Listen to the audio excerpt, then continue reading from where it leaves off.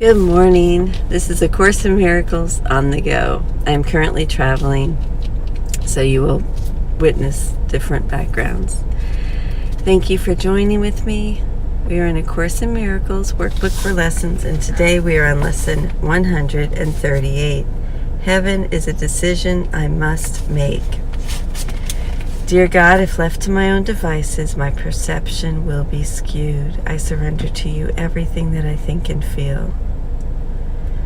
Please enable me to set aside everything that I think I know about A Course in Miracles, this world, my day, others, God, forgiveness, and you. Please allow me an open mind and a new experience with all these things. Thank you. Amen. Okay. I'd like to add this. God, please help me to be who you would have me be, do what you would have me do, go where you would have me go, and say what you would have me say, and to whom. And so it is. Amen. Okay. Heaven is the decision I must make. In this world, heaven is a choice because here we believe there are alternatives to choose between. We think that all things have an opposite, and what we want we choose. If heaven exists, there must be hell as well, for contradiction is the way we make what we perceive and what we think is real. Creation knows no opposite, but here is opposition part of being real. It is this strange perception of the truth that makes the choice of heaven seem to be the same as the relinquishment of hell. It is not really thus. Yet what is true in God's creation cannot enter here until it is reflected in some form the world can understand. Truth cannot come where it could only be perceived with fear. For this would be the error truth can be brought to illusions. Opposition makes the truth unwelcome, and it cannot come. Choice is the obvious escape from what appears as opposites. Decision lets one of conflicting goals become the aim of effort and expenditure of time. Without decision, time is but a waste and effort dissipated. It is spent for nothing in return, and time goes by without results. There is no sense of gain, for nothing is accomplished, nothing learned. You need to be reminded that you think 1,000 choices are confronting you when there is really only one to make. And even this but seems to be a choice. Do not confuse yourself with all the doubts that myriad decisions would induce. You make but one. And when that one is made, you will perceive it was no choice at all. For truth is true, and nothing else is true. There is no opposite to choose instead. There is no contradiction to the truth. Choosing depends on learning, and the truth cannot be learned but only recognized.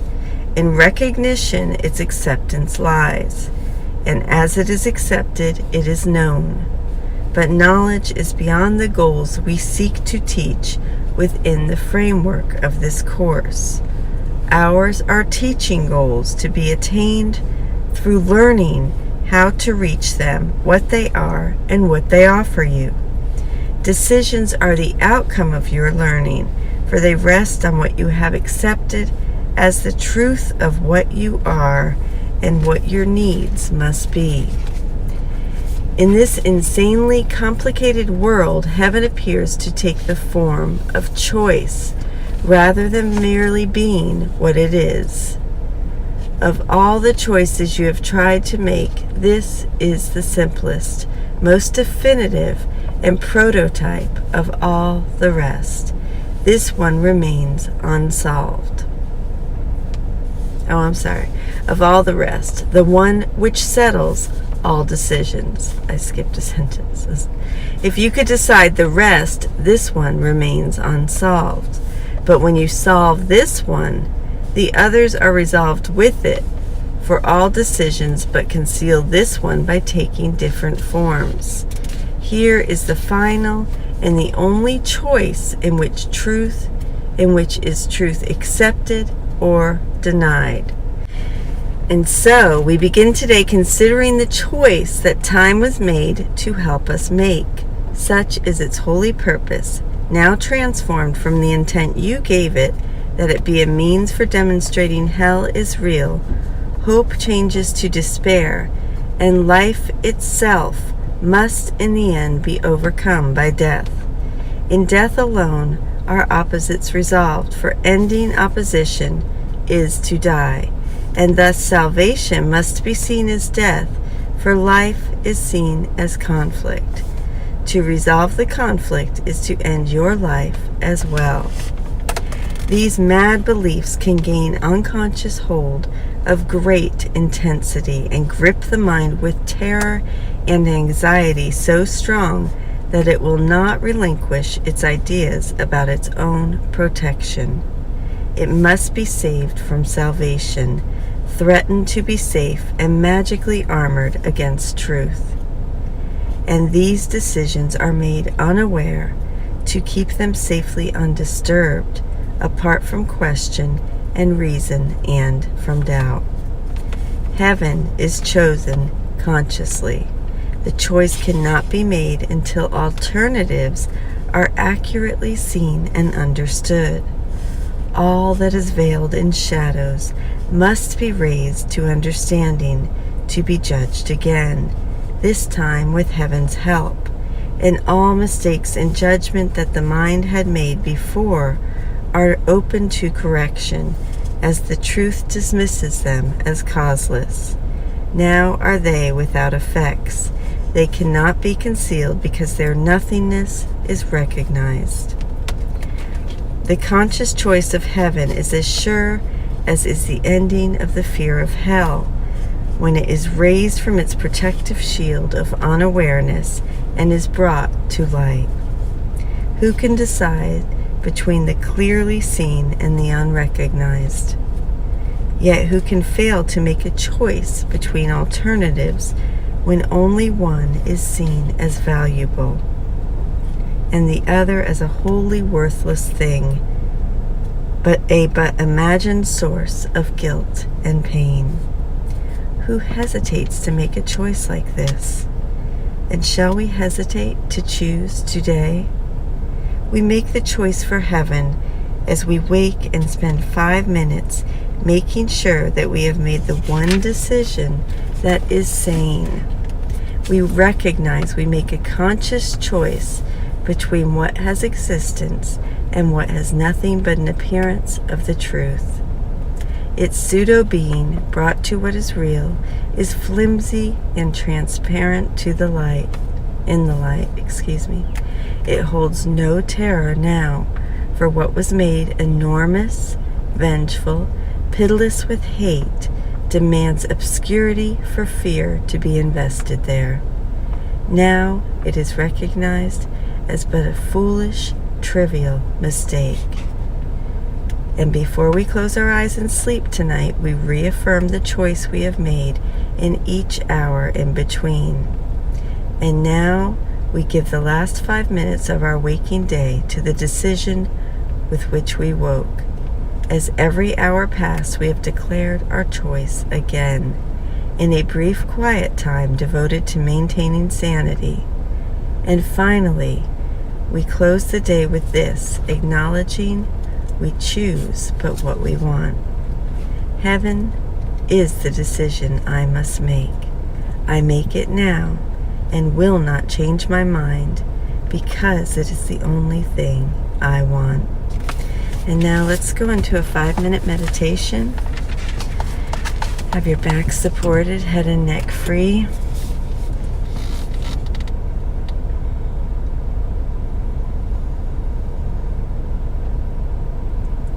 Let's do a 2x breath, in for 2, out for 4.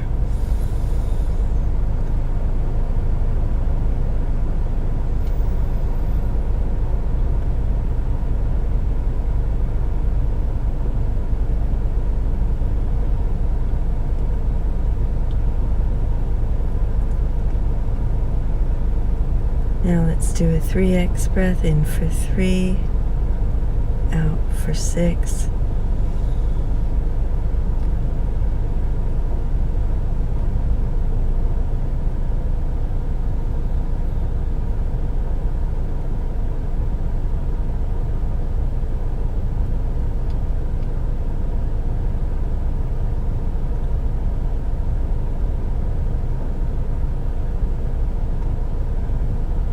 Now let's do 2 4x breaths, in for 4, out for 8.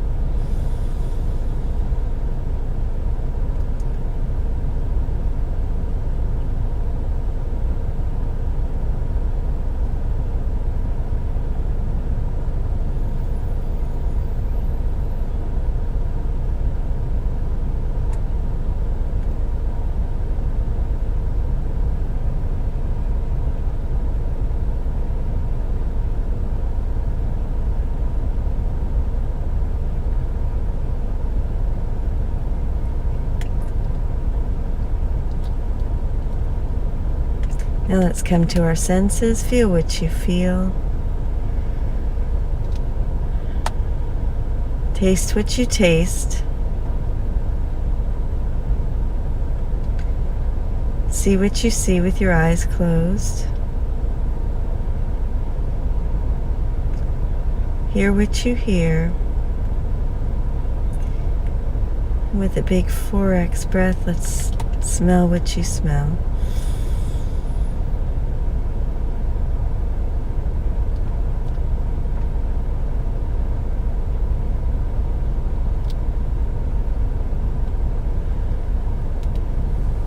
Now go ahead and keep your eyes closed, and I will lead us into the meditation.